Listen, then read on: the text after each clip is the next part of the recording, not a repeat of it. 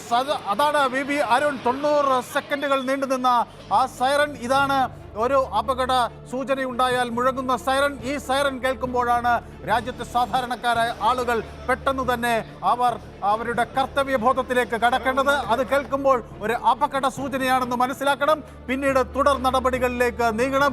അരുൺ, എന്തൊക്കെ, എങ്ങനെയൊക്കെ, എപ്പോഴൊക്കെ വേണമെന്ന കൃത്യമായ നിർദ്ദേശമുണ്ട്. ആളുകൾ എങ്ങനെ മാറണമെന്നതിനെ സംബന്ധിച്ച് ഇപ്പോൾ അരുൺ അവിടെ നിൽക്കുന്നത് ദുരന്ത നിവാരണ സേനയുടെ ആസ്ഥാനത്താണ്.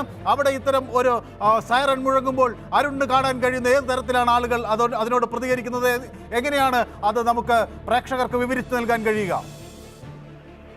മനു, മോക്ഡ്രിൽ ആരംഭിച്ചിരിക്കുന്നു. കൃത്യം 4 മണിക്ക് സൈറൺ മുഴങ്ങിയതോടുകൂടി സംസ്ഥാനത്ത് മോക്ഡ്രിൽ ആരംഭിച്ചിരിക്കുന്നു. തിരുവനന്തപുരത്ത് ദുരന്ത നിവാരണ അതോറിറ്റി ആസ്ഥാനത്താണ് ഈ ജനങ്ങൾക്കായി ഇതിനുള്ള സൗകര്യം ദുരന്ത നിവാരണ അതോറിറ്റിയും സർക്കാരും ഒരുക്കിയിരിക്കുന്നത്. 4 മുതൽ 4:30 വരെയാണ് ഈ മോക്ക് ഡ്രിൽ നടക്കുക. ഈ കൃത്യം 4:28 അടുത്ത സൈറൺ മുഴങ്ങും.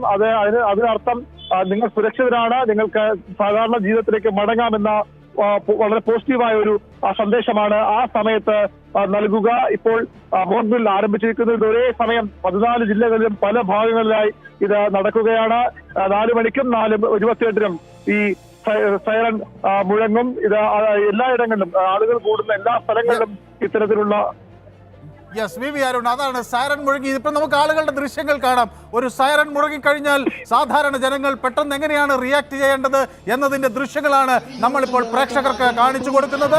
ആളുകൾ പെട്ടെന്ന് നിലത്ത് കിടക്കുന്നു. അഗ്നിബാധയുണ്ടായാൽ, കാരണം ഒരു സ്ഫോടനം ഉണ്ടായാൽ, അതിനെ തുടർന്ന് അഗ്നിബാധം ഉണ്ടായാൽ എങ്ങനെ അതിനെ നേരിടാം എന്നതിൻ്റെ ദൃശ്യങ്ങൾ. ഇതെല്ലാം തന്നെ ജനങ്ങൾ അതീവ ജാഗ്രതയോടുകൂടി ശ്രദ്ധിക്കേണ്ട കാര്യങ്ങളാണ്. ഇതിൽ നിന്നാണ് എങ്ങനെയാണ് ഒരു അപകടമുണ്ടായാൽ അതിനെ അതിജീവിക്കുക എന്ന പാഠം നമുക്ക് ലഭിക്കുന്നത്.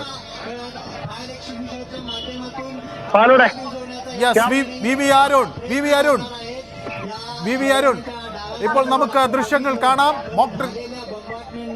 മോക്ഡ്രില്ലിന്റെ ദൃശ്യങ്ങൾ ഇപ്പോൾ നമ്മൾ നൽകി തുടങ്ങിയിട്ടുണ്ട്.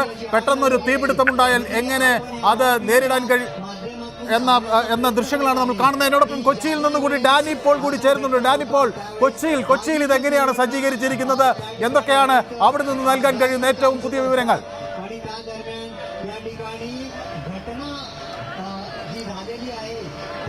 മനു, കൊച്ചിയിൽ വിവിധ ഇടങ്ങളിലായിട്ടാണ് മോക്ഡ്രിൽ സജ്ജീകരിച്ചിരിക്കുന്നത്. ഏതായാലും ഇപ്പോൾ നമ്മളുള്ളത് എറണാകുളം കളക്ടറേറ്റിലാണ്. കളക്ടറേറ്റിൽ ഇവിടെ അല്പസമയം മുമ്പ് സൈറൺ മുഴങ്ങിയിരിക്കുന്നു. അതിനുശേഷം ഏതാണ്ട് 100-ലധികം വരുന്ന സിവിൽ ഡിഫൻസ് വോളണ്ടിയർമാർ അവർ ഇപ്പോൾ വിവിധ ഇടങ്ങളിലേക്ക് തിരിഞ്ഞിരിക്കുന്നു. കളക്ടറേറ്റിന് ചുറ്റുപാടുമുള്ള കടകളിലേക്കും മറ്റും തിരിഞ്ഞുകൊണ്ട് അവിടെ മുന്നറിയിപ്പുകൾ കൊടുക്കുന്നു. ആ രീതിയിലേക്ക് അവരൊരു പ്രവർത്തനങ്ങൾ മാറ്റിയിരിക്കുകയും ചെയ്യുകയാണ്. ഏതാണ്ട് ഇതിനകത്ത് വിവിധ സ്ഥലങ്ങളിൽ നിന്നായിട്ട് എത്തിയിരിക്കുന്ന വോളണ്ടിയർമാർ അവരെ ഇവിടെ ഓഫീസുകളിൽ നിന്നുള്ളവരെ അവർ പുറത്തേക്ക് കൊണ്ടുവരികയും എല്ലാം തന്നെ ചെയ്യുകയാണ്. അതിനുശേഷം ഇവിടെ ഒരു മീറ്റിംഗ് പോയിന്റിലേക്ക് അസംബിൾ ചെയ്യുക, അതിനുശേഷം കൂടുതൽ ഉത്തരവാദിത്തങ്ങളിലേക്ക് അവരെ മാറ്റുക എന്ന രീതിയിലാണ് ഇത്. ഇവിടെ ഒരു ഫയർ സംവിധാനം ഉണ്ടായാൽ, ആ രീതിയിലൊരു അഗ്നിബാധ അടക്കമുണ്ടായാൽ എങ്ങനെയാണ് അതിനെ നേരിടുക? അവിടെ ആ ഒരു സൈറൻ മുഴങ്ങി കഴിഞ്ഞിരിക്കുന്നു. അപ്പോൾ അതിനോടനുബന്ധിച്ച് അവിടുത്തെ ജീവനക്കാരും മറ്റാളുകളും എങ്ങനെ പ്രതികരിക്കുന്നു എന്നതാണ് നമുക്ക് കാണാൻ കഴിയുന്നത്, അല്ലെ? അപ്പോൾ ആളുകൾ പെട്ടെന്ന് മാറണം. നിലത്ത് വീണ ആളുകളെ എങ്ങനെ രക്ഷിക്കണമെന്നതിന്റെ ദൃശ്യങ്ങൾ നമുക്ക് ഒരു വശത്ത് കാണാൻ കഴിയും. കാക്കനാട് കലക്ടറേറ്റിൽ നിന്നാണ് ഡാനി പോൾ വിവരങ്ങൾ നൽകുന്നത്. അവിടെ ഉദ്യോഗസ്ഥർ അടിയന്തരമായി സന്ദേശങ്ങൾ പെട്ടെന്ന് കൈമാറും. ഇതിന്റെയൊക്കെ ചിത്രങ്ങളാണ് നമ്മൾ കാണുന്നത്. പെട്ടെന്ന് ഈ ഘട്ടങ്ങളിൽ സിവിൽ ഡിഫൻസ് വോളണ്ടിയർമാർ പറയുന്നത് അനുസരിക്കാനും അവരോട് പൂർണ്ണമായി സഹകരിക്കാനും ഉള്ള ഒരു സമയമാണ്. ഏറ്റവും പെട്ടെന്ന് ആളുകൾക്ക് വൈദ്യസഹായം നൽകേണ്ട രീതി, അപകടങ്ങളിൽ നിന്ന് ഒഴിഞ്ഞു മാറേണ്ടുന്ന രീതി, ഇതെല്ലാമാണ് അവിടെ പ്രകടമാകുന്നത്. ആളുകളെ പെട്ടെന്ന് എങ്ങനെ തൊട്ടടുത്ത വൈദ്യസഹായ കേന്ദ്രങ്ങളിലേക്ക് എത്തിക്കാൻ കഴിയുമെന്നതിന്റെ ദൃശ്യങ്ങൾ നമ്മൾ കാണുന്നു. ഫയർഫോഴ്സ് എന്ത് തരത്തിലുള്ള നീക്കം നടത്തും എന്നത് കാണുന്നു. ഫയർഫോഴ്സ് എത്തുന്നതിന്റെ ദൃശ്യങ്ങൾ കാണുന്നു.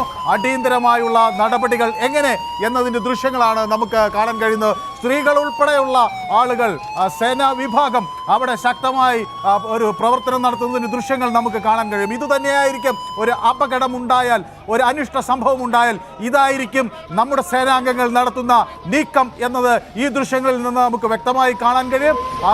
അതീവ ജാഗ്രതയോടുകൂടി ആളപായം പരമാവധി കുറയ്ക്കാനായി ആളുകളെ എങ്ങനെ ഒഴിപ്പിക്കാമെന്നതിന്റെ ദൃശ്യങ്ങൾ കാണുന്നു. ഡാനി പോൾ, ഇപ്പോൾ ഇത് കൊച്ചിയിൽ നിന്ന് നമുക്ക് നൽകാൻ കഴിയുന്ന, കാക്കനാട് നിന്ന് നൽകാൻ കഴിയുന്ന ആ വിവരങ്ങൾ